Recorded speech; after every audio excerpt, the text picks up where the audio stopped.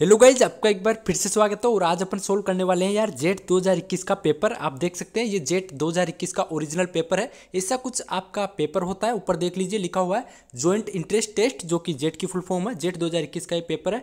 और यहाँ पे देखिए सब्जेक्ट कोड ए है, यानी ये ए सीरीज का पेपर है। और यहाँ पे कोर्स दे रखे हैं कि आपको इन कोर्सेज में एडमिशन मिलेगा जेट के द्वारा, जैसे कि बीएससी ऑनर्स एग्रीकल्चर हो गया, हॉर्टिकल्चर हो गया, बीटेक डेयरी हो गया और फूड टेक्नोलॉजी हो गया। इनमें आपको एडमिशन मिलेगा इसके द्वारा, यानी जेट एग्जाम के द्वारा। अब अपन पेपर पैटर्न की बात करें तो आपके 480 नंबर का टोटल आपका पूरा पेपर होता है। और आपको 2 घंटे टाइमिंग मिलता है। कितने नंबर का? 480 नंबर का आपका पेपर हो रहा है और 2 घंटे का आपको टाइमिंग मिल रहा है। ऐसा कुछ आपका पेपर होता है। और ऐसे देखिए आपको भरना होगा। यहाँ पे आपको अपनी जो OMR सीट नंबर है वो लिखने हैं। और यहाँ पे आपको रोल नंबर लिखने, फिर यहाँ पे आपको रोल नंबर शब्दों में लिखने, और यहाँ पे परीक्षा का दिन और दिनांक लिखना है। ऐसा कुछ आपका पेपर होता है। यहाँ पे आपको अपने साइन करने होते हैं और फिर यहाँ पे है जो एग्जामिनर साइन करेंगे। और यहाँ पे कुछ देखिए नीचे कुछ इंपॉर्टेंट बातें बताई गई है, जो कि आपको पहले पेपर मिलते तुरंत ये पढ़ लेनी चाहिए। मैं आपको पढ़ के बता देता हूँ क्या क्या है। ये देखिए लिखा हुआ है फर्स्ट कि आपको पेपर मिलते ही पूरे पेज देख लेना है कि कोई पेज फटा हुआ तो नहीं है। पूरे आपके पेज है, 40 पेज है जैसे कि लिखा हुआ है इसमें, तो पूरे पेज है, कोई पेज फटा हुआ तो नहीं है। आपके क्वेश्चन है सब क्लियर दिख रहे हैं। यदि कुछ भी दिक्कत होती है तो आपको जो 10 मिनट है शुरू के, उस 10 मिनट के अंदर अंदर आपको तुरंत जैसे पेपर खोल के चेक कर ले कि पेपर में कुछ दिक्कत तो नहीं है, और आप तुरंत है जो आपके एग्जामिनर है उनको आप बता सकते हैं यदि पेपर में कुछ दिक्कत है तो। फिर आगे देखिए दे रखा है कि आपको जो अपने पेपर है उस पर आपको रोल नंबर लिख देना है। और नीचे दे रखा है कि देखिए candidate interested in BSc honours agriculture, horticulture, forestry and food nutrition and community science and home science में यदि आप एडमिशन लेना चाहते हो, इसके अलावा फिशरीज साइंस में यदि आप एडमिशन लेना चाहते हो, तो जो भी आपके 5 सब्जेक्ट दे रखे हैं, जैसे कि आपके एग्रीकल्चर हो गया, बायोलॉजी हो गया, केमिस्ट्री हो गया, मैथ हो गया और फिजिक्स हो गया, 5 सब्जेक्ट आपके जेट में पूछे जाते हैं। तो यदि आप इनमें कोर्सेज में एडमिशन लेना चाहते हो, BSc honours horticulture, forestry, food nutrition और कम्युनिटी साइंस और होम साइंस है, इनमें आप एडमिशन लेना चाहते हो, तो 5 सब्जेक्ट में से कोई भी आप 3 सब्जेक्ट अटेम्प्ट कर सकते हैं। कितने? टोटल 5 सब्जेक्ट है, उनमें से कोई भी आप 3 अटेम्प्ट कर सकते हैं। लेकिन इंपॉर्टेंट बात देखिए, यदि आप है देखिए यदि आप बीटेक डेयरी टेक्नोलॉजी और बीटेक फूड टेक्नोलॉजी में एडमिशन लेना चाहते हो, तो आपको फिजिक्स, केमिस्ट्री और मैथ का जो पेपर है वो सोल्व करने कंपलसरी है। कौन कौन सी में? यदि बी टेक्नोलॉजी, डेयरी टेक्नोलॉजी, और यदि आप है जो फूड टेक्नोलॉजी में एडमिशन लेना चाहते हो, इन कोर्सेज में आप एडमिशन लेना चाहते हो, तो आपको है फिजिक्स, केमिस्ट्री और मैथ का पेपर सोल्व करना होगा। अन्यथा आप दूसरे कोर्सेज में आप एडमिशन लेना चाहते हो, तो आप कोई भी 5 में से जो भी आपको सब्जेक्ट अच्छे लगे वो आप है वहाँ पे आप अटेम्प्ट कर सकते हैं। पहले आपकी जो OMR सीट है उस पर आपको ऊपर गोले फिल करने होते हैं। यदि आप कौन कौन से सब्जेक्ट है चूज कर रहे हो 5 में से, यानी आप एग्रीकल्चर, बायोलॉजी और कौन सी आप केमिस्ट्री सोल्व कर रहे हो 3, कोई भी 5 में से आप कोई भी है 3 सब्जेक्ट चूज कर सकते हैं। तो ये आपके पास ऑप्शन रहता है और ये आपको OMR में ही भरना होता है। तो ये आप देख लेना, इंपॉर्टेंट बातें थी जो कि आप आराम से पढ़ सकते हैं। अब अपन सोल्व करते हैं पेपर। तो सबसे पहले अपन सोल्व करते हैं एग्रीकल्चर का पेपर। तो यार एग्रीकल्चर में अपने सबसे पहला क्वेश्चन है कि चावल के खेरा रोग की खोज किसने की थी। पहला क्वेश्चन क्या है? चावल के खेरा रोग की खोज किसने की थी। तो इसमें देखिए ऑप्शन दे रखे हैं, तो इसका राइट आंसर क्या होगा? YL नेने। क्या होगा? YL नेने है, उन्होंने चावल के खेरे रोग की खोज की थी। अब अपना सेकेंड क्वेश्चन है यार कि गेहूं में FRI विधि कि बीज दर क्या है। देखिए जो FRI विधि होती है उसकी आपको बीज दर बतानी है। तो इसका राइट आंसर क्या होगा? FRI विधि में गेहूं की बीज दर 75 किलो प्रति हेक्टर रखते हैं। कितनी? 75 किलोग्राम प्रति हेक्टर रखते हैं FRI विधि में। आगे देखिए अपना आगे वाला क्वेश्चन है कि टेस्ट वेट ऑफ बाजरा, यानी बाजरे का परीक्षण वजन बताना है आपको। तो बाजरे का परीक्षण जो भार होता है कितना होता है बताइए। तो बाजरे का जो परीक्षण भार होता है वो होता है 5 ग्राम। कितना होता है? बाजरे का परीक्षण भार 5 ग्राम होता है। ऑप्शन के अकॉर्डिंग देखिए अपन को है आंसर सही देने होते हैं। तो बाजरे का परीक्षण भार 5 ग्राम होता है। आगे वाला देखिए चौथे नंबर पर अपने क्वेश्चन है कि अरहर की कम अवधि की किस्म कौन सी है। अरहर की कम अवधि वाली किस्म बतानी है। प्रभात, ICPL 151, UPSC 120 और सभी। तो अरहर की कम अवधि की जो किस्म है वो कौन सी है? ये सभी है अरहर की कम अवधि वाली किस्म है। प्रभात भी, ICPL 151 और UPSC 120, ये सभी अरहर की कम अवधि वाली किस्में। आगे अपना 5वें नंबर पर क्वेश्चन है कि समान वर्षा को मिलाने वाली रेखाओं को क्या कहते हैं। जो समान वर्षा होती है उसको मिलाने वाली रेखाओं को क्या कहते हैं वो आपको बताना है। तो इसको बोलते हैं आइसोहाइट्स। क्या बोलते हैं? आइसोहाइट्स इसको बोलते हैं। छठे नंबर पर अपना क्वेश्चन है मेक्सिकन गेहूँ की कोलेप्टाइल लंबाई क्या होती है? देखिए जो मैक्सिकन गेहूं है उसकी लंबाई आपको बतानी है सेंटीमीटर में। तो बताइए देखिए इसका राइट आंसर क्या हो सकता है? तो देखिए इसका राइट आंसर क्या होगा? 5। क्या होगा? 5 सेंटीमीटर होती है जो मैक्सिकन गेहूं होता है उसकी लंबाई। कितनी? 5 सेंटीमीटर। आगे देखिए अपने 7वें नंबर पे क्वेश्चन है कि इक्री सेट क्या है? इक्री सेट आपको बताना है राष्ट्रीय संगठन, राज्य संगठन, अंतर्राष्ट्रीय संगठन या इनमें से कोई नहीं। तो इक्री सेट बताइए, देखिए इक्री सेट क्या है आपको पता हो तो बताइए। तो इक्री सेट है देखिए अंतर्राष्ट्रीय संगठन है। क्या है इक्री सेट? एक अंतर्राष्ट्रीय संगठन है। यदि आप इंग्लिश मीडियम में हो तो आप इंग्लिश का पेपर भी देख सकते हैं, इसमें हिंदी और इंग्लिश में दोनों में आपका पेपर आता है। और यदि किसी भी क्वेश्चन में आपको हिंदी में डाउट लगे तो इंग्लिश को देख के आपको उसको सही करना है, इंग्लिश के ऑप्शन देखना है, क्वेश्चन को इंग्लिश में पढ़ना है। आगे देखिए अपने 8वें नंबर पर क्वेश्चन है, लेथाइरस में BOAA की सुरक्षित सीमा क्या है? देखिए जो लेथाइरस होता है इसमें BOAA की सुरक्षित सीमा आपको बतानी है। तो इसका राइट आंसर क्या हो जाएगा? 0.2%। कितना हो जाएगा? 0.2% इसका राइट आंसर हो जाएगा। आगे वाला देखिए 9वें नंबर पे, भारत में सबसे अधिक मोठ का उत्पादन करने वाला राज्य बताना है। कौन सा सबसे अधिक मोठ का उत्पादन करने वाला राज्य बताना है? तो इसका राइट आंसर हो जाएगा राजस्थान। कौन सा? राजस्थान। आगे देखिए 10वें नंबर पे है, आधुनिक जैविक कृषि के जनक कौन है? आधुनिक जो जैविक कृषि है उसके जनक आपको बताना है। इसका राइट आंसर हो जाएगा अल्बर्ट होवार्ड। आधुनिक जो जैविक कृषि है, जैविक खेती के जनक कौन है? Albert Howard. आगे देखिए 11वें नंबर पे है, organic federation of organic agriculture movement की स्थापना कब हुई थी? यानी देखिए IFOAM है, इसकी स्थापना आपको बतानी है। दोबारा देखिए organic federation of organic agriculture movement है, इसकी स्थापना आपको बतानी है। तो इसका राइट आंसर क्या हो जाएगा? 1972। क्या हो जाएगा? इसकी स्थापना कब हुई थी? IFOAM की स्थापना हुई थी 1972 में। कब हुई थी? 1972 में। आगे देखिए अपना 12वें नंबर पे क्वेश्चन है, राष्ट्रीय जैविक खेती केंद्र कहाँ है? राष्ट्रीय जैविक खेती केंद्र आपको बताना है। तो बताइए कहाँ है? राष्ट्रीय जैविक खेती केंद्र गाजियाबाद में। कहाँ है? गाजियाबाद में है राष्ट्रीय जैविक खेती केंद्र। आगे वाला क्वेश्चन देखिए, कौन सी फसल पौधा तीनों प्रकार की सुसुप्तावस्था दिखाता है? यानी इनमें से तीनों प्रकार की सुसुप्तावस्था है वो कौन दिखाता है वो आपको बताना है। तो जंगली जई होती है, इसमें जंगली जई में तीनों प्रकार की सुसुप्तावस्था पाई जाती है। किसमें? जंगली जई में। आगे वाला क्वेश्चन देखिए अपने 14वां नंबर पे, अवांछनीय परेशानी व मुश्किल से नियंत्रित किए जाने वाले खरपतवार को क्या कहते हैं? क्या? अवांछनीय परेशानी व मुश्किल से नियंत्रित किए जाने वाले खरपतवार को आपको बताना है कि क्या बोलते हैं। तो इसका राइट आंसर हो जाएगा विषैला खरपतवार। क्या बोलते हैं उसको? विषैला खरपतवार बोलते हैं।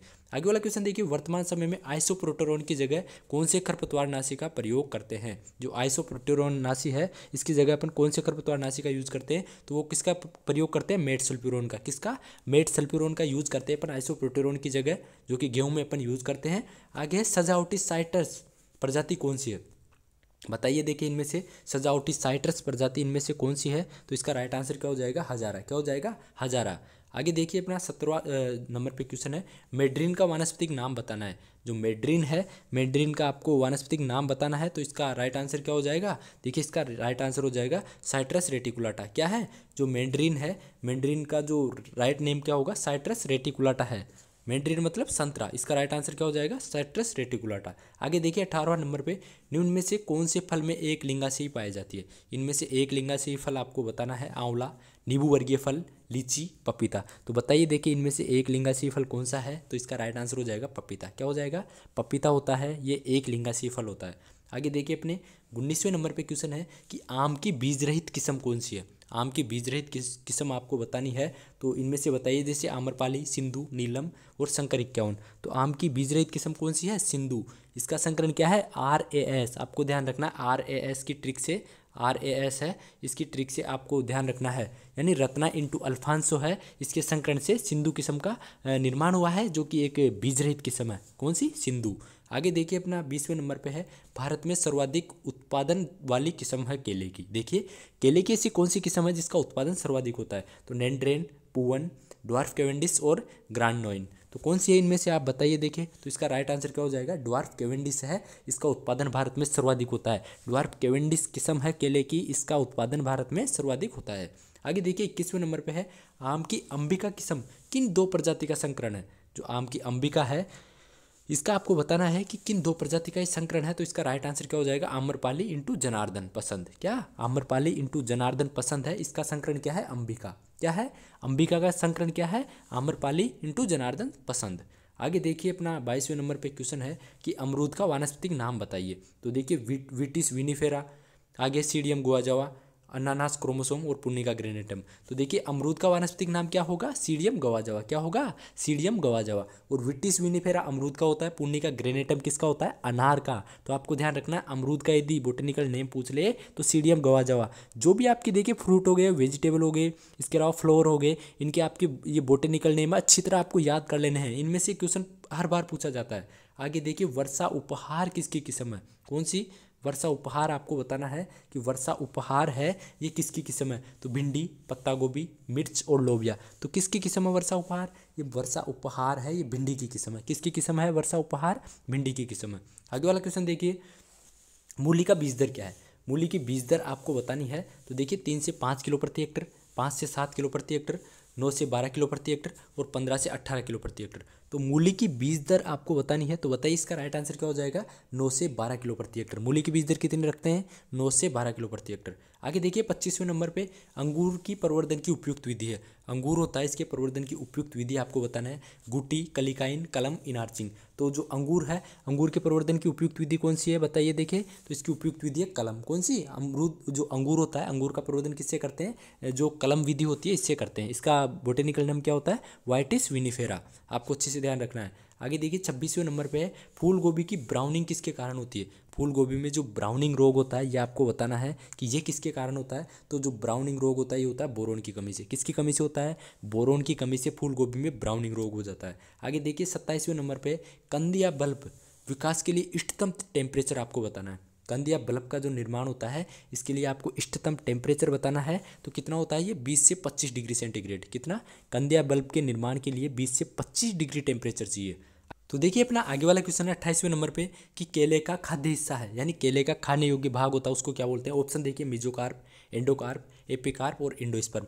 तो देखिए केले का जो खाने योग्य भाग होता है उसको अपन बोलते हैं मेसोकार्प और एंडोकार्प, यानी दोनों ही बोलते हैं। तो इसका राइट आंसर क्या हो जाएगा, ए और बी, इसका दोनों ही सही है। मेसोकार्प भी सही है और एंडोकार्प भी सही है, और इसके दोनों ही सही आंसर माने गए थे, यानी ए और बी इसके दोनों सही है, मेसोकार्प और एंडोकार्प। अब आप सोचेंगे कि यार पेपर में आ जाए तो इसका कौन सा सही माने। तो यार इसमें देखिए कोई सा भी आप मेसोकार्प कर दो या एंडोकार्प कर दो, दोनों ही इसके सही है, और आंसर की में भी दोनों को ही सही माना था। आगे वाला क्वेश्चन देखिए अपना 29वें नंबर पे, अनार की रोपण दूरी क्या है। देखिए अनार की R/P आपको बतानी है कि अनार की रोपण दूरी कितनी होती है, वो आपको बताना है। तो देखिए इसका राइट आंसर हो जाएगा 5/5। अनार की रोपण दूरी कितनी रखते हैं, 5/5 मीटर। आगे वाला क्वेश्चन देखिए 30 नंबर पे, ओलियोरेसिन किससे प्राप्त होता है। देखिए जो ओलियोरेसिन है ये बताना आपको किससे प्राप्त होता है, टमाटर, प्याज, अदरक, मिर्च। तो बताइए देखिए ओलियोरेसिन है ये किससे प्राप्त होता है, ओलियोरेसिन मिर्च से प्राप्त होता है। किससे प्राप्त होता है, ओलियोरेसिन मिर्च से प्राप्त होता है। आपको अच्छे से ध्यान रखना है।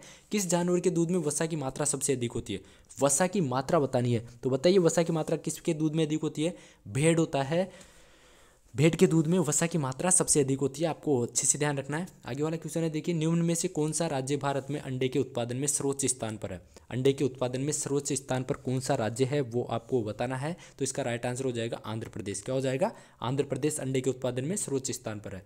राष्ट्रीय ऊष्ट अनुसंधान केंद्र कहाँ पे है, यानी ऊँट अनुसंधान केंद्र आपको बताना है। तो ये कहाँ पे, बीकानेर में है। कहाँ पे है, बीकानेर में है। कहाँ पे है, बीकानेर में। आगे वाला क्वेश्चन देखिए, निम्न में से कौन सा बंदरगाह मत्स्य पालन में सर्वोच्च स्थान पर है। देखिए ऐसा कौन सा बंदरगाह है जो कि मत्स्य पालन में सर्वोच्च स्थान पे। ऑप्शन देखिए चेन्नई, पारादीप, कोच्चि, विशाखापट्टनम। तो इसका राइट आंसर क्या हो जाएगा, कोच्चि। जो कोच्चि बंदरगाह है ये मत्स्य पालन में सर्वोच्च स्थान पे है। आगे वाला क्वेश्चन देखिए अपना 35 नंबर पे, 35 नंबर पे, धान के पुआल की पाचकता को बाधित करने में निम्न में से कौन सा सबसे महत्वपूर्ण है। जो धान की पाचकता होती है उसको बाधित करने में निम्न में से कौन से सबसे महत्वपूर्ण है, लिग्निन, सिलिका और हेमीसेलुलोज और ऑक्सीलेट। तो इसका राइट आंसर बताइए, इसका राइट आंसर क्या हो जाएगा, इसका राइट आंसर हो जाएगा सिलिका। क्या है इसका राइट आंसर, सिलिका है। ये धान के पुआल की पाचकता को बाधित करने में है, सबसे इंपॉर्टेंट होती है कौन, सिलिका।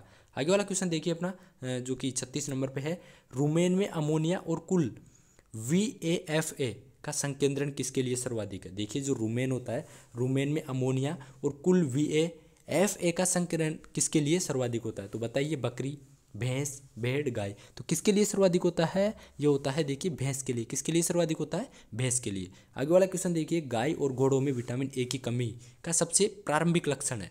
गाय और घोड़ों में विटामिन ए की कमी का प्रारंभिक लक्षण बताइए। तो देखिए गोपियस लेक्रीमेशन और कोपियस लार और जेरोप्थिलीमिया और रतौंधी। तो बताइए इसका राइट आंसर क्या हो जाएगा। गाय और घोड़ों में यदि विटामिन ए की कमी हो जाएगी तो सबसे प्रारंभिक जो लक्षण होता है वो क्या होता है, देखिए ये वो प्रारंभिक लक्षण होता है रतौंधी। क्या होता है प्रारंभिक लक्षण, रतौंधी होता है। क्या, रतौंधी। आपको अच्छे से ध्यान रखना है। आगे वाला क्वेश्चन देखिए अपना 38 नंबर पे है, सामान्य दूध या वसा के रखरखाव के लिए कुल राशन में कितने प्रतिशत एनडीएफ महत्वपूर्ण है। देखिए आपको सामान्य दूध या वसा के रखरखाव के लिए कुल राशन में कितना प्रतिशत एनडीएफ महत्वपूर्ण है वो आपको बताना है। तो ऑप्शन देख लीजिए, 66%, 18%, 73% और 36%। तो इसका राइट आंसर क्या हो जाएगा, 1 यानी 66%। 66% अपन को चाहिए एनडीएफ की मात्रा। आगे देखिए, यदि अनुपूरक आहार की सीपी सामग्री से खालिस्तान ऊपर है तो यूरिया की पूरक सिफारिश नहीं की जाती, ये आपको बताना है। यदि अनुपूरक आहार की सीपी सामग्री से कितने % ऊपर है तो यूरिया पूरक की सिफारिश नहीं की जाती, ये आपको बताना है। तो देखिए इसका राइट आंसर हो जाएगा 13%। यदि देखिए अनुपूरक आहार की सीपी सामग्री 13% से ऊपर है तो यूरिया पूरक की सिफारिश नहीं की जाती। आगे वाला क्वेश्चन देखिए, राडे अनुसंधान कहाँ पे, यानी एनडीआरआई बताना है आपको। एनडीआरआई जो संस्थान है राष्ट्रीय डेयरी अनुसंधान संस्थान, ये आपको बताना है। तो जयपुर, करनाल, जबलपुर, कोचीन। तो देखिए एनडीआरआई कहाँ है, नेशनल डेयरी रिसर्च इंस्टीट्यूट है, यह है अपना करनाल में। करनाल कहाँ पे है, हरियाणा में। तो ये हो गए अपने एग्रीकल्चर के। अब अपन सोल्व करते हैं बायोलॉजी के क्वेश्चन। ये देखिए अपने नेक्स्ट है बायोलॉजी के क्वेश्चन। 40 से आपके क्वेश्चन पूछे जाते हैं एक सब्जेक्ट में, तो टोटल आपके 120 क्वेश्चन आते हैं। अब अपन बायोलॉजी का सोल्व करते हैं। देखिए स्टूडेंट्स, अपने बायोलॉजी का पहला क्वेश्चन है कि देखिए द्विपद नामकरण संदर्भित करता है। जो द्विपद नामकरण है ये क्या संदर्भित करता है, एक प्रजाति के दो नाम, एक प्रजाति का एक विशिष्ट और एक स्थानीय नाम, और एक प्रजाति के नाम के दो शब्द, एक जीव के दो जीवन चक्र। तो ये क्या संदर्भित करता है द्विपद नामकरण, तो ये संदर्भित करता है एक प्रजाति के नाम के दो शब्द। क्या संदर्भित करता है, एक प्रजाति के नाम के दो शब्द है वो संदर्भित करता है। आगे देखिए अपना आगे दूसरा क्वेश्चन है कि कुछ संवहनी पौधे बीज पैदा करते हैं लेकिन कोई फल नहीं, वे किस समूह से संबंधित है। यानी कुछ संवहनी पौधे ऐसा होते हैं जो कि बीज पैदा करते हैं लेकिन उनमें कोई फल नहीं बनता, तो वो किस समूह से संबंधित है, तो वो होते हैं अनावर्तबीजी। क्या होते हैं, अनावर्तबीजी। आपको अच्छे से ध्यान रखना है वो कौन से समूह होते हैं, अनावर्तबीजी होते हैं, जो कि बीज तो पैदा करते हैं लेकिन कोई भी फल नहीं बनता उनके अंदर, तो वो अनावर्तबीजी होते हैं। आगे वाला क्वेश्चन देखिए 3rd नंबर पे कि पहला संवहनी पौधा कौन सा है। जो पहला संवहनी पौधा है वो आपको बताना है। तो इसका राइट आंसर क्या हो जाएगा, टेरिडोफाइटा। टेरिडोफाइटा है ये पहला संवहनी पौधा है, कौन सा, टेरिडोफाइटा। आगे देखिए 4थे नंबर पे है शलजम का खाने योग्य हिस्सा आपको बताना है। जो शलजम होता है, शलजम का आपको खाने योग्य हिस्सा बताना है। तो इसका राइट आंसर क्या हो जाएगा, रूपांतरित मूसला जड़। जो शलजम होता है, शलजम का खाने योग्य भाग क्या होता है, रूपांतरित मूसला जड़। ये देखिए इंग्लिश में भी आप देखते जाइएगा। तो देखिए अपना 5वें नंबर का क्वेश्चन है कि मक्का या गेहूं में फल का प्रकार आपको बताना है। जो मक्का या गेहूं है इनमें आपको फल का प्रकार बताना है। तो देखिए नट, फली, बेरी या कैरियोप्सिस। तो इनका फल का प्रकार क्या होता है, गेहूं का या मक्का का, कैरियोप्सिस। क्या होता है, कैरियोप्सिस होता है। जो अनाज वाली होती है उनके फल का प्रकार क्या होता है, कैरियोप्सिस। आगे देखिए 6ठे नंबर पे है, 6ठे नंबर पे अपना क्वेश्चन दे रखा है कि प्लूम्यूल सुरक्षात्मक आवरण द्वारा ढका रहता है, जिसे क्या बोलते हैं। जो प्लूम्यूल होता है ये एक सुरक्षात्मक आवरण से ढका रहता है, जिसको क्या बोलते हैं वो आपको बताना है। तो बताइए देखिए उसको क्या बोलते हैं। तो देखिए अपन उसको बोलते हैं कोलियोप्टाइल। क्या बोलते हैं, कोलियोप्टाइल। जो प्लूम्यूल होता है ये एक सुरक्षात्मक आवरण से ढका रहता है, जिसको अपन बोलते हैं कोलियोप्टाइल। क्या बोलते हैं, कोलियोप्टाइल। आगे देखिए 7वें नंबर पे अपना क्वेश्चन है कि राइबोसोम का उत्पादन होता है। राइबोसोम का उत्पादन आपको बताना है कि राइबोसोम का उत्पादन कहाँ होता है। तो देखिए माइटोकॉन्ड्रिया में, केंद्रक में, अंतःप्रद्रव्य जालिका में और लाइसोसोम में। तो जो राइबोसोम होता है इसका उत्पादन कहाँ होता है, केंद्रक में। कहाँ होता है, केंद्रक में होता है। आपको अच्छे से ध्यान रखना है कि राइबोसोम का उत्पादन केंद्रक में होता है। आगे वाला क्वेश्चन देखिए 8वां क्वेश्चन है कोशिका झिल्ली का द्रव्य मोजेक मॉडल द्वारा प्रस्तावित किया गया था।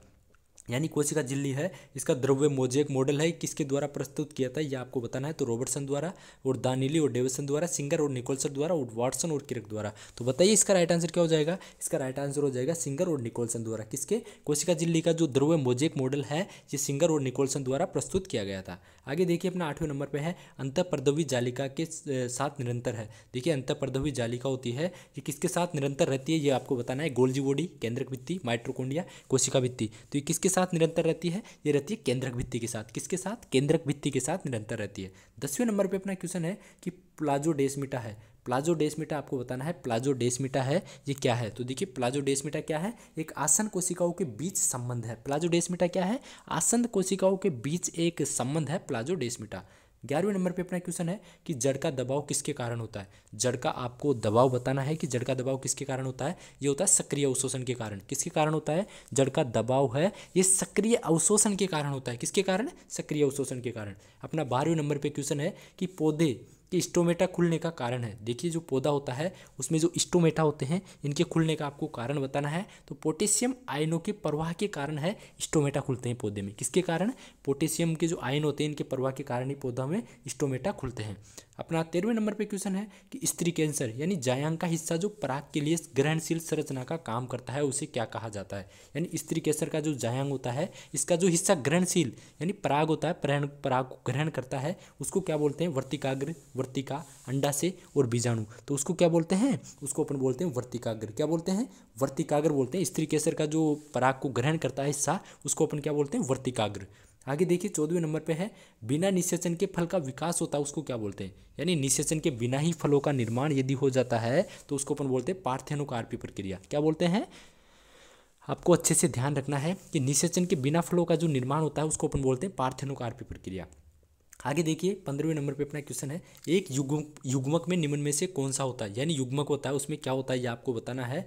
तो बताइए, देखिए युग्मक में क्या होता है, एक जीन के दोनों एलील्स, जीन का केवल एक एलील और एक जीन के सभी एलील्स और कोई एलील नहीं। तो बताइए देखिए जो युग्मक होता है युग्मक में क्या क्या होता है। तो देखिए युग्मक में क्या होता है, जीन का केवल एक एलील होता है। क्या होता है, जीन का केवल एक ही एलील होता है युग्मक में। आगे देखिए अपने 16वें नंबर पे क्वेश्चन है मेंडल के नियम तभी लागू होते हैं। मेंडल के नियम कब लागू होते हैं ये आपको बताना है। तो देखिए वर्ण जुड़े हुए हो तब, माता पिता शुद्ध प्रजनन हो तब, और F1 मोनोहाइब्रिड अनुपात दो प्रकार के व्यक्तियों को दर्शाता हो, और विपरीत पात्रों की पहली जोड़ी अन्य जोड़ियों पर निर्भर हो। तो देखिए मेंडल का जो नियम होता है ये कब लागू होता है, ये होता है देखिए माता पिता शुद्ध प्रजनन हो। कब, जब माता पिता शुद्ध प्रजनन होंगे तब ही मेंडल के नियम लागू होंगे। कब होंगे, जब देखिए माता पिता शुद्ध प्रजनन होंगे तभी मेंडल के नियम लागू होंगे। आगे देखिए अपना 17वें नंबर पे क्वेश्चन है किसने साबित किया कि डीएनए बुनियादी आनुवंशिक सामग्री है। किसने साबित किया था, ग्रिफ्थ ने, वॉटसन ने, बोवरी और सटन ने, और हर्ष और चेस ने। तो ये किसने साबित किया था आप बताइए देखिए इनमें से। तो देखिए क्वेश्चन दोबारा देखिए, किसने साबित किया कि डीएनए बुनियादी आनुवंशिक सामग्री है।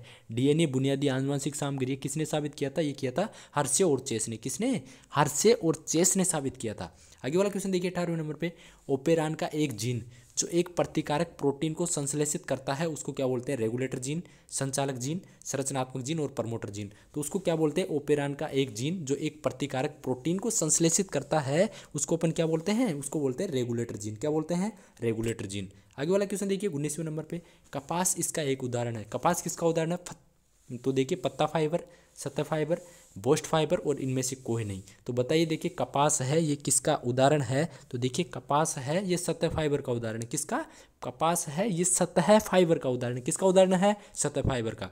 आगे वाला क्वेश्चन देखिए 20वें नंबर पे भारत की सबसे सस्ती उच्च ऊर्जा वाली फसल है। देखिए भारत की सबसे सस्ती उच्च ऊर्जा वाली फसल आपको बतानी है, केला, अमरूद, सेब, आम। तो बताइए इनमें से इसका राइट आंसर क्या हो जाएगा। तो इसका राइट आंसर हो जाएगा केला। केला है ये सबसे सस्ती उच्च ऊर्जा वाली फसल है। कौन सी, केला। तो अपना 21वें नंबर पे क्वेश्चन है लाइकोपर्सिकम एस्कुलेंटम में होता है। देखिए लाइकोपर्सिकम एस्कुलेंटम है ये बताना आपको। तो देखिए tartaric acid, butyric acid, ascorbic acid और इनमें से कोई नहीं। तो लाइकोपर्सिकम एस्कुलेंटम में क्या होता है, देखिए बताइए इनमें से लाइकोपर्सिकम एस्कुलेंटम में क्या होता है। तो बताइए इनमें से जो अपना 21वां क्वेश्चन है इसका राइट आंसर क्या हो जाएगा, एस्कोर्बिक एसिड। जो लाइकोपर्सिकम एस्कुलेंटम होता है इसमें एस्कोर्बिक एसिड होता है। क्या होता है, एस्कोर्बिक एसिड। 22वें नंबर पे अपना क्वेश्चन है कि सुसंस्कृत कपास की स्पीसीज है। सुसंस्कृत कपास की स्पीसीज आपको बतानी है। तो कितनी स्पीसीज है सुसंस्कृत कपास की, 4 स्पीसीज है। कितनी, सुसंस्कृत कपास की कितनी स्पीसीज है, 4। आपको अच्छे से ध्यान रखना, 4 स्पीसीज है। अपने 23वें नंबर पे क्वेश्चन है कि एंटीबायोटिक टोरामाइसिन किससे प्राप्त होती है। जो एंटीबायोटिक है टोरामाइसिन ये आपको बतानी है। ऊपर आप इंग्लिश में भी देख सकते हैं कि एंटीबायोटिक टोरामाइसिन है ये किससे प्राप्त होती है। तो बताइए इसका राइट आंसर क्या हो जाएगा, ये प्राप्त होती है स्ट्रोमाइसिस रामोसस से। किससे, स्ट्रोमाइसिस रामोसस से प्राप्त होती है। किससे, स्ट्रोमाइसिस रामोसस से प्राप्त होती है। कौन, एंटीबायोटिक टेरामाइसिन। कौन, एंटीबायोटिक टेरामाइसिस है ये किससे प्राप्त होती है, स्ट्रेप्टोमाइसिन रामोसस से प्राप्त होती है। आपको अच्छे से ध्यान रखना। आगे वाला क्वेश्चन देखिए पहली ट्रांसजेनिक फसल थी। पहली ट्रांसजेनिक फसल आपको बतानी है, मटर, सन, तंबाकू, कपास। तो पहली ट्रांसजेनिक फसल कौन सी थी, तंबाकू। सबको पता होगा यार, पहली ट्रांसजेनिक जो फसल थी अपनी तंबाकू ही थी। आगे वाला क्वेश्चन है अपना, स्यूडोमोनास रूबिलिनिन्स लालधारी वाली बीमारी का कारण है। देखिए स्यूडोमोनास जो रूबिलिनिन्स लालधारी वाली बीमारी होती है, इसका आपको कारण बताना है। तो इसका कारण क्या हो जाएगा, इसका कारण क्या है, गन्ना। किस में होती है, ये गन्ने में होती है। कौन सी बीमारी, स्यूडोमोनास रूबिलिनिन्स जो लालधारी वाली बीमारी है, ये किस में होती है, गन्ने में होती है। लालधारी वाली बीमारी किस में होती है, आपने देखा होगा गन्ने में से लाल सी धारी दिखाई देती है, तो ये किस में होती है, गन्ने में। आगे देखिए 26वां क्वेश्चन है, अमीबा में कौन सा पोषण होता है। अमीबा में पोषण बताना है, तो अमीबा में पोषण का प्रकार कौन सा होता है, होलोजोइक। कौन सा होता है, अमीबा में जो पोषण होता है होलोजोइक प्रकार का होता है। कैसा होता है, होलोजोइक प्रकार का। 27वें नंबर पे है, केचुए में क्लिटेलम बताना है। देखिए जो केचुए में क्लाइटेलम होती है, ये कौन से खंड पे आपको होती है, ये आपको बताना है। तो केचुए में क्लिटेलम बताइए। तो ऑप्शन दे रखा है 12, 13, 14, 13, 14, 15, 14, 15, 16 और 15, 16, 17। तो बताइए देखिए केचुए में जो क्लिटेलम होती है ये कौन से खंड पे पाई जाती है। तो कौन से खंड पे पाई जाती है, 14, 15 और 16 में। आपको अच्छे से ध्यान रखना है, केचुए में जो क्लाइटेलम या क्लिटेलम होती है ये 14, 15 और 16वें खंड पे पाई जाती है। आगे वाला क्वेश्चन देखिए, प्राकृतिक प्रणाली की वर्गीकरण किस पर आधारित होती है। दोबारा देखिए, प्राकृतिक प्रणाली की वर्गीकरण किस पर आधारित होती है, ये आपको बताना है। तो ये किस पर होती है, फिलोजेनी और आकारिकी पर। किस पे होती है, फिलोजेनी और आकारिकी पर होती है। किस पे, जो प्राकृतिक प्रणाली की वर्गीकरण है ये फिलोजेनी और आकारिकी पर निर्भर होती है। आगे वाला क्वेश्चन देखिए, मेटामेरिज्म किस फाइलम की विशेषता है। क्या, मेटामेरिज्म किस फाइलम की विशेषता है। तो देखिए पोरीफेरा, एनेलिडा और प्लांटीहेलमिन्थीज और मोलस्का। तो दोबारा देखिए क्वेश्चन कि मेटामेरिज्म है किस फाइलम की विशेषता है, पोरीफेरा की, एनेलिडा की, प्लांटीहेलमिन्थीज की और मोलस्का की। तो किसकी विशेषता है ये, तो देखिए ये विशेषता है आपकी एनेलिडा की। किसकी, जो मेटामेरिज्म है, मेटामेरिज्म एनेलिडा संघ की विशेषता है। किसकी, एनेलिडा की।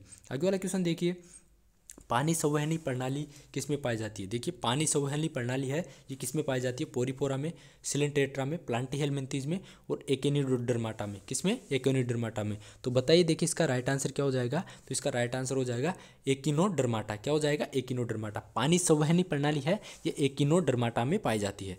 आगे वाला क्वेश्चन अपना 31वें नंबर पे, उत्तक जो हड्डी को मांसपेशियों से जोड़ता है, ऐसा उत्तक बताइए जो कि हड्डी को मांसपेशियों से जोड़ता है, उसको अपन क्या बोलते हैं, उसको बोलते हैं अपन कंडरा। क्या बोलते हैं, कंडरा। ऐसा उत्तक जो कि हड्डियों को मांसपेशियों से जोड़ता है उसको अपन कंडरा बोलते हैं। अपना नेक्स्ट नंबर पे क्वेश्चन है जो कि खपरा बीटल है किस का कीट है। खपरा बीटल है, खपरा बीटल आपको सबको पता होगा संग्रहित अनाज का कीट है। किसका, संग्रहित अनाज हो गया, जैसे गेहूं का भंडारण कर रखे हैं अपन, संग्रहित कर रखे हैं अंदर, तो उसमें लगता है ये खपरा बीटल। किसमें, संग्रहित यानी भंडारण का कीट है एक ये खपरा बीटल। आपको अच्छे से ध्यान रखना है। तो इसका राइट आंसर हो जाएगा संग्रहित अनाज यानी स्टोर्ड ग्रेन में लगता है। आगे वाला क्वेश्चन देखिए, अपना आगे वाला क्वेश्चन है, कपास बोलवर्म के खिलाफ परजीवी के रूप में निम्न में से कौन सा कार्य करता है। कपास बोलवर्म के खिलाफ परजीवी के रूप में निम्न में से कौन सा कार्य करता है, कौन सा कार्य करता है। इसका राइट आंसर हो जाएगा ट्राइकोग्रामा। क्या, ट्राइकोग्रामा है ये कपास बोलवर्म के खिलाफ परजीवी के रूप में कार्य करता है।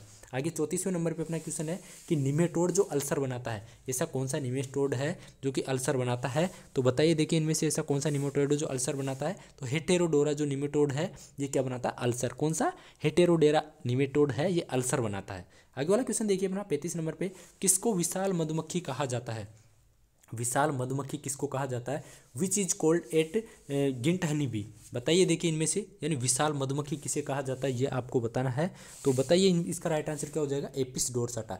एपिस डोरसाटा जो मधुमक्खी होती है उसको विशाल मधुमक्खी क्या कहा जाता है। क्या, जो एपिस डोरसाटा, कौन सी, एपिस डोरसाटा जो मधुमक्खी होती है उसको बोलते हैं अपन विशाल मधुमक्खी। क्या बोलते हैं, विशाल मधुमक्खी बोलते हैं एपिस डोरसाटा को। आगे अपने 36 नंबर पे, टिड्डी कहाँ अंडे देती है। टिड्डी कहाँ अंडे देती है ये आपको बताना है, पत्ती पर, मिट्टी में, इसके अलावा पौधे पर और मिट्टी के अंदर। तो टिड्डी होती है, टिड्डी कहाँ अंडे देती है, टिड्डी अंडे देती है देखिए अपनी मिट्टी के अंदर। कहाँ पे, इनसाइड सॉइल। कहाँ पे टिड्डी होती है, ये ग्रास होपर है, ये कहाँ पे अंडे देती है, इनसाइड सॉइल यानी मिट्टी के अंदर अंडे देती है। आगे वाला क्वेश्चन अपना 37 नंबर पे, रक्त जमावट की प्रक्रिया को कितने चरणों में विभाजित किया जाता है। जो रक्त जमावट होती है इसकी प्रक्रिया को कितने चरणों में विभाजित किया जाता है ये आपको बताना है, 2, 3, 4, 5। तो बताइए देखिए जो रक्त होता है इसकी प्रक्रिया को कितने चरणों में विभाजित किया जाता है। तो इसको किया जाता है 3 में। कितने में, रक्त जमावट होती है इसकी प्रक्रिया को 3 चरणों में विभाजित किया जाता है। 38वें नंबर पे है, लगभग 70% CO2 रक्त में किस रूप में ले जाया जाता है। जो 70% CO2 होती है ये रक्त में किस रूप में जाती है ये आपको बताना है। तो ये जाती है बाइकार्बोनेट। किसके रूप में, 70% CO2 होती है, ये रक्त में बाइकार्बोनेट के रूप में अंदर जाती है। आगे वाला क्वेश्चन देखिए, शुक्राणुजोज बनाने के लिए कितनी संख्या में माध्यमिक शुक्राणुनाशक आवश्यक है। यानी देखिए जो आपका शुक्राणुजोज बनाने के लिए कितनी संख्या में माध्यमिक शुक्राणुनाशक आवश्यक है, ये आपको बताना है 20, 40, 200, 400। तो बताइए इसका राइट आंसर क्या हो जाएगा। इसका राइट आंसर हो जाएगा 20। 20 क्या चाहिए आपको शुक्राणुजोज बनाने के लिए, जो माध्यमिक शुक्राणुनाशक है कितने चाहिए 20। कितने 20। आगे वाला देखिए अपना 40वां क्वेश्चन है कि स्तनधारी शुक्राणु के मध्य का टुकड़ा रखता है। जो स्तनधारी होता है ये शुक्राणु का जो मध्य का टुकड़ा होता है वो कहाँ में किस में रखते हैं, तो देखिए माइटोकॉन्ड्रिया और सेंट्रियोल्स में, नाभिक और माइटोकॉन्ड्रिया में, केवल सेंट्रियोल्स में और केवल माइटोकॉन्ड्रिया में। तो किस में रखते हैं ये, केवल माइटोकॉन्ड्रिया में। किस में रखते हैं, जो स्तनधारी होती हैं ये शुक्राणु के मध्य का जो टुकड़ा होता है ये किस में रखते हैं, केवल माइटोकॉन्ड्रिया में रखते हैं। किस में रखते हैं, माइटोकॉन्ड्रिया में रखते हैं। तो ये हो गए अपने बायोलॉजी के क्वेश्चन। आगे अपन सोल्व करते हैं केमिस्ट्री के क्वेश्चन। देखिए स्टूडेंट्स, अपने केमिस्ट्री का सबसे पहला क्वेश्चन है कि यदि 5 ग्राम NaOH 450 मिलीलीटर विलियन में उपस्थित है तब विलियन की मोलरता क्या होगी। यानी विलियन की मोलरता आपको ज्ञात करनी है। तो यह आप करके देखने वाला फॉर्मूला डाल के, इसका राइट आंसर हो जाएगा 0.278 मोलरता। कितना हो जाएगा 0.278। ये सेकंड वाला इसका राइट आंसर हो जाएगा। मोलरता कितनी आ जाएगी 0.278। तो ये आप करके देख लेना। बाकी सेकंड क्वेश्चन अपना, प्रथम कोटि अभिक्रिया की इकाई क्या होगी। जो प्रथम कोटि की अभिक्रिया इसकी आपको इकाई बतानी है। तो इसकी आपकी इकाई क्या हो जाएगी, S इनवर्स। कितनी हो जाएगी, S इनवर्स है, प्रथम कोटि की इकाई आपकी हो जाएगी। तो ये आपको ध्यान रखना है। फिर देखिए आरएनएस समीकरण है K बराबर AE डेल्टा RT का स्लोप क्या होगा। तो ये आपको बताना है। आरएनएस का जो समीकरण है आपको अच्छे से याद कर लेना है। तो इसका स्लोप आपसे पूछ रहा है। तो देखिए इसका राइट आंसर क्या हो जाएगा, इसका राइट आंसर हो जाएगा -EA-R। ये क्या हो जाएगा, -EA-R है इसका राइट आंसर हो जाएगा आरएनएस समीकरण का। और अपना देखिए आगे 4th नंबर पे अपना क्वेश्चन है कि उत्प्रेरक का प्रयोग किस अभिक्रिया के परिवर्तन को दर्शाता है। जो उत्प्रेरक का प्रयोग होता है ये किस परिवर्तन की अभिक्रिया को दर्शाता है, ये आपको बताना है। तो इसका राइट आंसर क्या हो जाएगा, अभिक्रिया की एंथैल्पी, अभिक्रिया की गिब्स ऊर्जा, अभिक्रिया की एक्टिवेशन ऊर्जा और अभिक्रिया का इक्विलिब्रियम कांस्टेंट। तो बताइए देखिए उत्प्रेरक का जो प्रयोग होता है वो अभिक्रिया को परिवर्तन को क्या किसको दर्शाता है। तो बताइए इसका राइट आंसर क्या हो जाएगा। तो इसका राइट आंसर हो जाएगा देखिए अभिक्रिया की एक्टिवेशन ऊर्जा को दर्शाता है। क्या, उत्प्रेरक का जो प्रयोग होता है ये अभिक्रिया की एक्टिवेशन की जो ऊर्जा होती है उसको दर्शाता है। और अपना 5वें नंबर पे क्वेश्चन है, कैलामिन एसिड किस धातु से संबंधित है। जो कैलामिन एसिड होता है ये किस धातु से संबंधित है। तो देखिए एल्यूमिनियम, तांबा, लोहा और जस्ता। तो कैलामिन एसिड है ये किस धातु से संबंधित है, ये जस्ता से संबंधित है। किससे, जस्ता से संबंधित है। और यार देखिए केमिस्ट्री की जो क्वेश्चन है आप एडजस्ट कर लेना यार, क्योंकि केमिस्ट्री पढ़े हुए मुझे भी काफ़ी दिन हो गए, लेकिन मैं आपको सोल्व करवा रहा हूँ यार। जब मैंने जेट की प्रिपरेशन करी थी तब ही मैंने केमिस्ट्री पढ़ी थी। अब काफ़ी दिन हो गया तो, लेकिन मैं आपको सोल्व तो करवा रहा हूँ, बाकी मैं डिटेल से आपको नहीं बता पाऊँगा। तो आगे देखिए अपना 6ठा क्वेश्चन है कि श्रृंखला में नीचे दिए गए किस संक्रमण धातु की ऑक्सीकरण अवस्था अधिकतम है। जो श्रृंखला में नीचे दिए गए किस संक्रमण धातु की ऑक्सीकरण अवस्था अधिकतम है, क्रोमियम, मैग्नीज, लोहा और कोबाल्ट। तो बताइए यार इसका राइट आंसर क्या हो जाएगा। तो इसका राइट आंसर हो जाएगा यार मैग्नीज। मैग्नीज है इसकी देखिए ऑक्सीकरण अवस्था सर्वाधिक है। आगे देखिए अपने 7वें नंबर पे जो क्वेश्चन है, Mn+2 का चुंबकीय आघूर्ण बताइए। तो देखिए चुंबकीय आघूर्ण भी आपको सिंपल हो जाएगा यार फॉर्मूले से, फॉर्मूला डालते ही। तो चुंबकीय आघूर्ण भी आपको ज्ञात करना सीख लेना है। Mn+2 का जो चुंबकीय आघूर्ण है ये आपको बताना है। तो इसका चुंबकीय आघूर्ण कितना आ जाएगा, इसका चुंबकीय आघूर्ण आ जाएगा 5.92। कितना आ जाएगा, 5.92 है इसका Mn+2 का चुंबकीय आघूर्ण आ जाएगा। कितना, 5.92। आगे वाला क्वेश्चन देखिए अपना 8वें नंबर पे, संख्या 100 में कितने सार्थक आंकड़े हैं। जो संख्या 100 है इसमें कितने सार्थक आंकड़े हैं ये आपको बताने हैं। तो इसमें एक है, कितना, एक ही सार्थक आंकड़ा है इसमें। कितना, 100 में एक सार्थक आंकड़ा है। आगे अपना 9वें नंबर पे क्वेश्चन है, यदि किसी परमाणु की बाहरी कक्षा का इलेक्ट्रॉनिक विन्यास 3s2, 3p6 और 4s2 है उसका प्रतीक क्या होगा। तो इसका आपको प्रतीक बताना है। तो देखिए इस क्वेश्चन को है डिलीट कर दिया था जेट की तरफ से। क्या कर दिया था, इस क्वेश्चन को डिलीट कर दिया था। तो इसका आंसर भी आपको खुद को ही देखना पड़ेगा।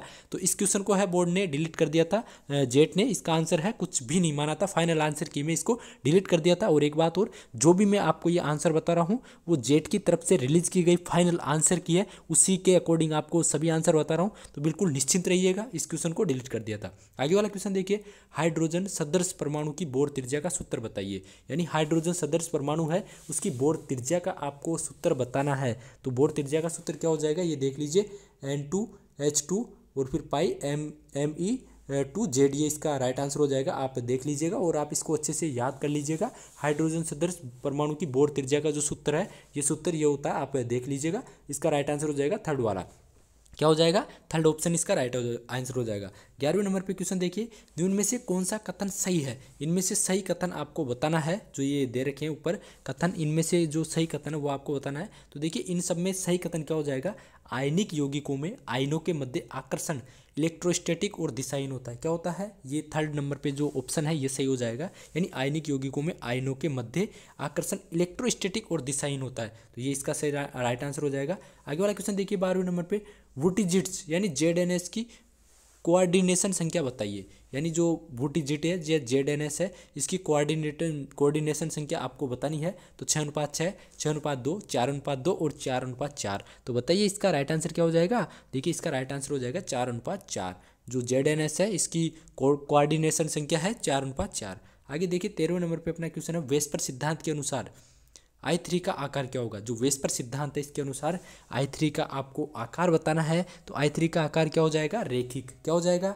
रेखिक हो जाएगा। वेस्पर सिद्धांत के अनुसार I3 माइनस का आकार रेखिक हो जाएगा। 14वें नंबर पे क्वेश्चन है अपना, प्रथम आवर्त में प्रथम आयनीकरण ऊर्जा का सही क्रम चुने। जो प्रथम आवर्त है उसमें प्रथम आयनीकरण ऊर्जा का सही क्रम आपको चुनना है। तो इसका सही क्रम क्या हो जाएगा? देखिए लिथियम, फिर देखिए लिथियम के बाद में boron, beryllium, carbon, oxygen, nitrogen, fluorine, neon, ये वाला यानी सेकंड ऑप्शन इसका राइट आंसर हो जाएगा। तो आप इसको भी अच्छे से देख लीजिएगा।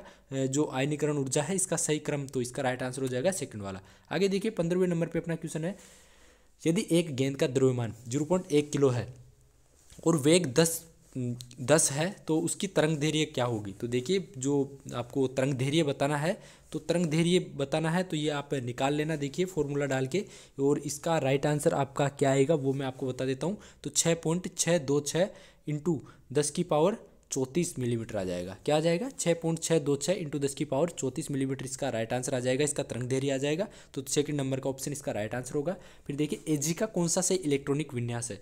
Ag का इलेक्ट्रॉनिक विन्यास है वो आपको बताना है इनमें से। तो Ag का इलेक्ट्रॉनिक विन्यास आ जाएगा Kr, फिर देखिए 4d10 5s1। क्या आ जाएगा? Kr 4d10 और 5s1 है, ये Ag का इलेक्ट्रॉनिक विन्यास आ जाएगा। आगे देखिए 17वें नंबर पे क्वेश्चन है, H2O का बंधन कोण कितना है? H2O है, इसका बंधन कोण आपको बताना है। तो H2O का बंधन कोण आपका हो जाएगा 104.5 डिग्री। कितना? H2O का बंधन कोण 104.5 डिग्री आपका हो जाएगा। तो देखिए स्टूडेंट्स अपना आगे वाला क्वेश्चन है 18वें नंबर पे कि निम्न में से कौन सा उष्म प्रवैगिकी का प्रथम नियम है? तो ऑप्शन दे रखा है, देखिए डेल्टा U बराबर Q प्लस W। तो इसका जो राइट आंसर है ये फर्स्ट ही हो जाएगा, डेल्टा U बराबर Q प्लस W। ये है उष्म प्रवैगिकी का प्रथम नियम है, इसको भी आपको ध्यान रखना है, उष्मा प्रवैगिकी का प्रथम नियम। तो देखिए स्टूडेंट्स अपना आगे वाला क्वेश्चन है, ये देख लीजिए, PCl5, PCl3 और Cl2 500 K पर साम्यावस्था है। यानी देखिए PCl5, PCl3 और Cl2 500 K पर साम्यावस्था है और इनकी सांद्रता आगे ये दे रखी है। तो इनका है साम्यावस्था कांस्टेंट की आपको गणना करना है। क्या करना है? अभिक्रिया के साम्यावस्था कांस्टेंट की आपको गणना करना है। तो ये आप करके देख लेना। बाकी इसका राइट आंसर क्या हो जाएगा? 1.79 है इसका आपका राइट आंसर आएगा। क्या आएगा? 1.79 इसका राइट आंसर आएगा। तो ये आप करके देख लेना। बाकी 20वें नंबर पे अपना क्वेश्चन है कि O2F2, देखिए O2F2 में ऑक्सीजन की ऑक्सीकरण अवस्था कितनी है? O2F2 है, इसमें ऑक्सीजन की ऑक्सीकरण अवस्था आपको बतानी है। तो इसका राइट आंसर क्या हो जाएगा? +1। क्या आ जाएगा? +1 है O2F2 में ऑक्सीजन की ऑक्सीकरण अवस्था है। आगे देखिए 21वें नंबर पे अपना क्वेश्चन है कि देखिए CH2 double bond C double bond CH3 में कितने सिग्मा और पाई बंद है? तो सिग्मा और पाई बंद इनमें से आपको बताना है। तो देखिए इसमें 9 सिग्मा और 2 पाई बंद है। कितने? 9 सिग्मा और 2 पाई बंद है इसमें। किसमें? CH2 double bond C double bond CH3 में कितने हैं? 9 तो सिग्मा बंद है और 2 पाई बंद है। ये आपको ध्यान रखना है, अच्छे से देख लीजिएगा। बाकी 22वें नंबर पे है, निम्न में से कौन सा वैद्युत कण संचलन है? इनमें से आपको वैद्युत कण संचलन बताना है। तो इसका राइट आंसर हो जाएगा BF3 है, ये वैद्युत कण संचलन है। आगे देखिए UV प्रकाश के मीथेन में क्लोरीनीकरण से क्या उत्पाद बनता है? देखिए UV होता है, UV प्रकाश में मीथेन के क्लोरीनीकरण से कौन सा उत्पाद बनता है ये आपको बताना है। तो इसका राइट आंसर हो जाएगा टेट्राक्लोरोमीथेन। क्या बनता है? टेट्राक्लोरोमीथेन बनता है। और अपना 24वें नंबर पे है, लिंडलर उत्प्रेरक है। देखिए जो लिंडलर उत्प्रेरक है ये आपको बताना है, कौन सा लिंडलर उत्प्रेरक आपको बताना है। तो इसका राइट आंसर क्या हो जाएगा, PD/C। क्या हो जाएगा, PD/C है, ये लिंडलर उत्प्रेरक है। और देखिए स्टूडेंट्स 25वें नंबर पे अपना क्वेश्चन है कि फेनाथ्रेन में कितने पाई इलेक्ट्रॉन पाए जाते हैं। जो फेनाथ्रेन है इसमें कितने पाई इलेक्ट्रॉन पाए जाते हैं ये आपको बताना है। तो देखिए इसका राइट आंसर क्या हो जाएगा, 14। कितने पाए जाते हैं, 14 है पाई इलेक्ट्रॉन पाए जाते हैं। आगे देखिए अपना 26वें नंबर पे गोबर की खाद में कितने प्रतिशत नाइट्रोजन पाए जाते हैं। ये आपकी आ गई, देखिए कौन सी, दूसरी वाली केमिस्ट्री आ गई, आपकी एग्रीकल्चर केमिस्ट्री आ गई। तो एग्रीकल्चर केमिस्ट्री के क्वेश्चन है कि गोबर की खाद में कितने प्रतिशत नाइट्रोजन पाया जाता है। कितने प्रतिशत नाइट्रोजन पाया जाता है गोबर की खाद में, तो ये पाया जाता है 0.5%। कितना, गोबर की खाद में नाइट्रोजन कितना पाया जाता है, 0.5% पाया जाता है। ये भी आपको अच्छे से ध्यान रखना है। आगे वाला क्वेश्चन देखिए 27वां है, एजोला का उपयोग किसकी खेती में करते हैं। एजोला का उपयोग चावल की खेती में करते हैं, सबको पता होगा एजोला होता है। एजोला का अपन यूज किस में करते हैं, चावल की खेती में। और अपना 28वां क्वेश्चन है, रेगिस्तान में पाया जाने वाला वृक्ष जो वायु प्रदूषण को रोकता है, कौन सा वृक्ष है। रेगिस्तान में पाया जाने वाला वृक्ष जो कि वायु प्रदूषण को रोकता है वो कौन सा वृक्ष है, वो है यार खेजड़ी। कौन सा, खेजड़ी है। आगे वाला क्वेश्चन है, एग्रोनॉमी शब्द की उत्पत्ति किस भाषा से हुई है। एग्रोनॉमी जो शब्द है आपका, इसकी उत्पत्ति किस भाषा से हुई है, तो ये ग्रीक भाषा से हुई है। किससे हुई है, ग्रीक भाषा से। और नेक्स्ट है यार, निम्न में से कौन सा बायो फर्टिलाइजर नहीं है। इनमें से कौन सा बायो फर्टिलाइजर नहीं है वो आपको बताना है। तो इसका राइट आंसर हो जाएगा जिप्सम। जिप्सम बायो फर्टिलाइजर नहीं है। और फिर है, दूध में कौन सी प्रोटीन पाई जाती है। दूध में प्रोटीन आपको बतानी है। तो दूध में कौन सी प्रोटीन पाई जाती है, दूध में केसिन प्रोटीन पाई जाती है। कौन सी प्रोटीन, केसिन प्रोटीन। 32वें नंबर पे, पौधे मृदा से नाइट्रोजन किस रूप में अवशोषित करते हैं। पौधे मृदा से नाइट्रोजन है ये किस रूप में अवशोषित करते हैं, नाइट्रेट के रूप में। किसके रूप में, नाइट्रेट के रूप में पौधे मृदा से नाइट्रोजन का अवशोषण करते हैं। आगे है मृदा रसायन के जनक। तो मृदा रसायन के जनक है, ये सबको पता होगा यार, मृदा रसायन के जनक कौन है, जे थॉमस वे। कौन है, जे थॉमस वे। मृदा रसायन के जनक कौन है, जे थॉमस वे है। कौन है, जे थॉमस वे। आगे वाला क्वेश्चन है अपना, मिट्टी की पीएच क्या मिलाने से बढ़ती है। मिट्टी की पीएच है ये क्या मिलाने से बढ़ जाती है, तो ये चूना मिलाने से बढ़ती है। क्या, यदि मिट्टी में चूना मिलाएंगे तो उसकी पीएच बढ़ जाएगी। किससे, चूना मिलाने से मिट्टी की पीएच बढ़ जाती है।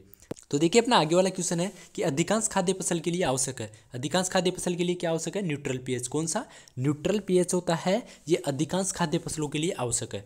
आगे वाला क्वेश्चन है देखिए अपना 36 नंबर पे है, मिट्टी में पाया जाने वाला बृहद पोषक कौन सा तत्व है। देखिए मिट्टी में पाया जाने वाला बृहद पोषक तत्व आपको बताना है। ऑप्शन देख लीजिए, जिंक है, कॉपर है, कैल्शियम है और कोबाल्ट है। तो देखिए बताइए मिट्टी में पाया जाने वाला बृहद पोषक तत्व कौन सा है, ये हो जाएगा कैल्शियम। कौन सा, कैल्शियम। तो यार देखिए, और इसके अलावा आप पेपर देखना चाहते हैं, काफ़ी सारे पेपर डाले हुए हैं 2016, 17, 18, 19, 20, तो वो देख लीजिएगा। उनका लिंक मैं डिस्क्रिप्शन में डाल दूंगा। कट ऑफ देख लीजिएगा, जेट के बारे में और डिटेल आप जानना चाहते हो, कितनी सीटें हैं, कौन कौन सी कॉलेज नई खुली है, वो सारी कुछ आपको डिटेल मिल जाएगी। उनका लिंक मैं डिस्क्रिप्शन में डाल दूंगा, सारी वीडियो डाले हुए हैं। इसके अलावा इस पेपर की आपको PDF मिल जाएगी, उसका लिंक में मैं डिस्क्रिप्शन में डाल दूंगा। टेलीग्राम से इसकी आपको PDF मिल जाएगी और ऑफिशियल आंसर की मिल जाएगी जेट की। आगे वाला क्वेश्चन देखिए, मिट्टी में पाए जाने वाला सूक्ष्म पोषक तत्व है। तो देखिए सूक्ष्म पोषक तत्व कौन सा है वो आपको बताना है। Potassium, magnesium, manganese, phosphorus. तो बताइए देखिए इसका राइट आंसर क्या हो जाएगा, मैग्नीज। मैग्नीज हो जाएगा मिट्टी में पाया जाने वाला सूक्ष्म पोषक तत्व है। आगे है प्राकृतिक रबर की मोनोमर इकाई है। जो प्राकृतिक रबर है इसकी मोनोमर इकाई आपको बतानी है। प्राकृतिक रबर की मोनोमर इकाई कौन सी है, तो उसका राइट आंसर हो जाएगा इसोप्रेन। क्या हो जाएगा, इसोप्रेन प्राकृतिक रबर की मोनोमर इकाई है। और 39 नंबर पे अपना क्वेश्चन है, एंटासिड है। एंटासिड क्या है, बुखार को कम करता है, एसिड के कारण हुए पेट दर्द को कम करता है, एलर्जी को कम करता है और सूक्ष्म जीवों की वृद्धि को रोकता है। तो बताइए देखिए एंटासिड क्या है, यह है एसिड के कारण हुए पेट दर्द को कम करता है। क्या करता है, एसिड के कारण हुए पेट दर्द को कम करता है। कौन, एंटासिड। और अपना लास्ट क्वेश्चन है, निम्न में से कौन सा एंटीबायोटिक है। एंटीबायोटिक इनमें से आपको बताना है। 40 नंबर पे अपना क्वेश्चन है, यह है पेनिसिलिन। तो यार ये हो गए अपने 3 सब्जेक्ट यानी एग्रीकल्चर, बायोलॉजी और केमिस्ट्री के पूरे क्वेश्चन हो गए। और नेक्स्ट यार आगे देखिए मैथमेटिक्स हो गया और फिजिक्स हो गया। तो ये आप ले लेना यार पूरा PDF से, और आंसर भी आपको मिल जाएगा इस पूरे पेपर का। तो ये टेलीग्राम से ले लेना और आप अच्छे से देख लेना। बाकी और कुछ डिटेल देखना हो वो भी आपको सब कुछ मिल जाएगी डिस्क्रिप्शन में। तो इतना ही आज की वीडियो में, मिलते हैं फिर और अपडेट के साथ। जय हिंद, जय भारत।